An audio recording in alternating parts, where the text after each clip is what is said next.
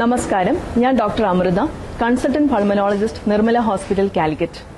ശ്വാസകോശ രോഗികൾ സ്ഥിരം ചോദിക്കുന്ന ഒരു ചോദ്യമാണ്, ഇടയ്ക്കിടെയുള്ള കഫക്കെട്ട് നമുക്ക് എങ്ങനെ കുറയ്ക്കാൻ പറ്റും ഡോക്ടറെ?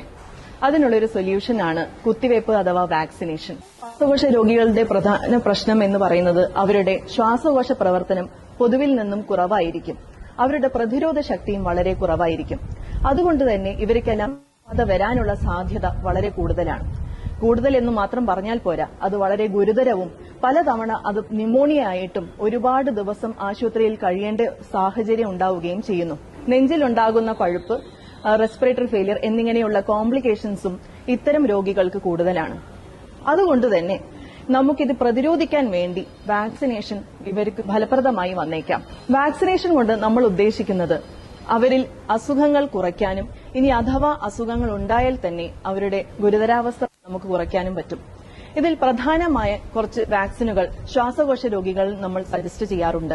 അതിൽ പ്രധാനമായത് ന്യൂമോകോക്കൽ വാക്സിൻ എന്നുള്ളതാണ്. ഇന്ത്യയിൽ 30 മുതൽ 50% വരെ ന്യൂമോണിയകൾ സ്ട്രെപ്റ്റോകോക്കസ് ന്യൂമോണിയ ബാധിച്ചുകൊണ്ടാണ്.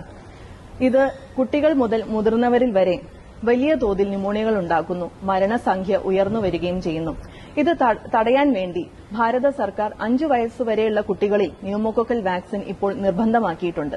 അതുപോലെ തന്നെ 65 വയസ്സ് കഴിഞ്ഞ ആളുകൾക്കും അതുപോലെ ശ്വാസകോശ രോഗങ്ങളുള്ളവർക്കും ഇത്തരം ന്യൂമോകോക്കൽ വാക്സിൻ വളരെ ഫലപ്രദമായിരിക്കും. അതുപോലെ വളരെ പ്രധാനപ്പെട്ട ഒരു വാക്സിനാണ് ഫ്ലൂ വാക്സിൻ. എല്ലാ കൊല്ലവും H1N1 ന്യൂമോണിയ കൊണ്ട് മരണസംഖ്യ വളരെ കൂടുതലായി വരുന്നു. അത് തടയാൻ വേണ്ടി ഫ്ലൂ വാക്സിൻ എല്ലാ കൊല്ലവും നമുക്ക് സജസ്റ്റ് ചെയ്യാൻ പറ്റുന്നതാണ്. ഈ ഫ്ലൂ വാക്സിൻ കൊടുക്കുന്നതിലൂടെ അസുഖത്തിന്റെ ഗുരുതരാവസ്ഥ നമുക്ക് കുറയ്ക്കാനും അതുപോലെ മിതമായ സിംറ്റംസിലൂടെ അത് കടന്നുപോകാനും സാധിക്കുന്നു. ഇതുപോലെ തന്നെ മറ്റു വാക്സിനുകളാണ് Covid vaccine, shingles vaccine, Tdap vaccine, വില്ലൻ ചുമയ്ക്ക് കൊടുക്കുന്ന ടിഡാപ്പ് വാക്സിൻ എന്നിവയും കൂടെ നമ്മൾ ശ്വാസകോശ രോഗികൾക്ക് സജസ്റ്റ് ചെയ്യാറുണ്ട്. ഇത്തരം വാക്സിനുകൾ വളരെ സുരക്ഷിതമാണ്. പൊതുവെ ശ്വാസകോശ രോഗികൾക്ക് സ്റ്റേബിൾ ആയിരിക്കുന്ന ഒരു സാഹചര്യത്തിൽ, അതായത് വലിയൊരു കഫക്കെട്ടോ പനിയൊന്നും ഇല്ലാത്ത സമയത്താണ് നമ്മൾ ഇത്തരം വാക്സിനുകൾ കൊടുക്കുന്നത്. പ്രതിരോധം തന്നെയാണ് ചികിത്സയേക്കാൾ നല്ലത്. അതുകൊണ്ട് എത്രയും പെട്ടെന്ന് നിങ്ങൾ അടുത്തുള്ള ഫിസിഷ്യൻസോ അല്ലെങ്കിൽ പൾമനോളജിസ്റ്റിനെയോ കണ്ടിട്ട് നിങ്ങളുടെ അസുഖത്തിന് അനുയോജ്യമായ വാക്സിനുകൾ കണ്ടെത്തി അതിനോട് ഡിസ്കസ് ചെയ്ത് അതിനെ പറ്റി അറിഞ്ഞതിന് ശേഷം വാക്സിനുകൾ എല്ലാവരും തന്നെ സ്വീകരിക്കേണ്ടതാണ്. നന്ദി, നമസ്കാരം.